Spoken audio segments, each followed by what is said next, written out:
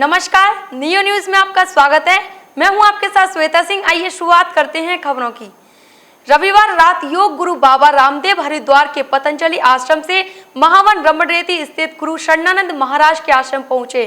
आश्रम में रात्रि विश्राम के बाद प्रातः रमणरेती का भ्रमण किया। इस दौरान उन्होंने कहा कि वे यहाँ संतों के साथ शिष्टाचार मुलाकात करने के लिए आए हैं। अधिक मास के अवसर पर संतों से मुलाकात भी जरूरी थी। आज यहाँ आश्रम आए, क्या रहा उद्देश्य आने का? यहाँ हमारे काशी पीठाधीश्वर श्रद्धेय गुरु जी हैं, पूज्य ज्ञानानंद जी हैं, पूज्य मुरारी बापू जी, सब महापुरुषों का एक मिलन हो रहा है, तो ये संत समागम है जिसके लिए आए। बाबा रामदेव से जब हाथरस कांड के बारे में पूछा गया तो उन्होंने कहा कि इस मामले में आए दिन नए राज खुल रहे हैं और जांच एजेंसियां बहुत जल्दी ही इस केस का खुलासा करेंगी। बाबा रामदेव से जब संतों पर हो रहे हमलों को लेकर सवाल किया गया तो उन्होंने कहा यह बहुत विचारणीय है। इस मामलों को लेकर सभी सरकारों को एकजुट होना चाहिए, सभी को मतभेद बुलाकर एक होकर इस समस्या का समाधान निकालना चाहिए। संतों पर हमला कानून व्यवस्था पर बड़े सवाल खड़े करता है, चाहे वह किसी भी सरकार में क्यों ना हो। इस समय जो प्रदेश में स्थिति चल रही है उस बारे में क्या कहेंगे? जो कांड चल रहे हैं, जो संतों पर हमले हो रहे हैं, करौली में हुआ, यूपी में भी कल हुआ, 2 जगह, क्या कहेंगे? महिला सुरक्षित नहीं है। 3 पहलू हैं। एक है सरकार का सरोकार कि वह कानून व्यवस्था इतनी मजबूत रखे कि अपराधी अपराध करने से कांप उठे। दूसरा, परिवार ऐसे हों जहां संस्कार मिले जिससे कि कोई अपराध करने की ओर प्रवृत्त ना हो।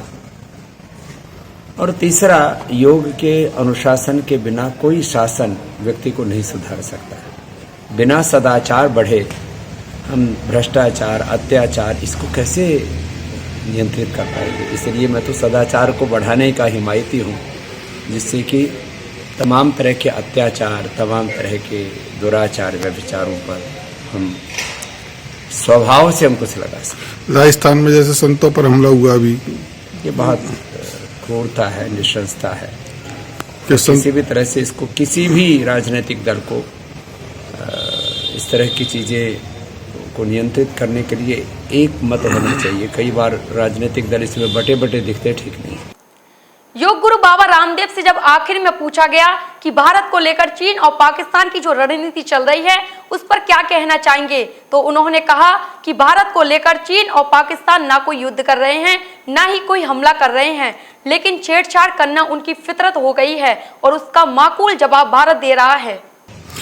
जिस तरह से चीन पर जो चल रहा है, इस समय चीन और भारत के भी संबंध चल रहे हैं, इस समय बहुत नाजुक मोड़ पर हैं, उस बारे में क्या कहना है आपको? देखिए, चीन स्वभाव से ही एक विस्तारवादी, दूसरों के अधिकारों पर अतिक्रमण करने वाला राष्ट्र रहा है जी। लेकिन भारत का बल इतना बढ़ चुका है, अब उसके सामने चाइना जिस तरह से पाकिस्तान और चीन मिलकर भारत को घेरना चाह रहे हैं, तो क्या मानना है आपका कि ये इनकी नाकाम होगी साजिश? देखिए, ये कोई आक्रमण नहीं है, ना कोई ये युद्ध है, ना कोई किसी तरह से कोई खतरा है। हाँ, छेड़छाड़ जरूर करते रहते हैं चीन और पाकिस्तान, उसकी परवाह नहीं करनी चाहिए। कुल मिला के जो हाथरस प्रकरण चल रहा है, इस बारे में आपका क्या कहना है? हाथरस प्रकरण जो है काफ़ी, उसके अंदर ऐसी ऐसी चीज़ें आ रही हैं जिसके बारे में अभी कुछ स्पष्टता कहा नहीं जा सकता, लेकिन दोनों पक्षों की जब बात पूरी सामने आ जाएगी तब सच बेपर्दा हो जाएगा।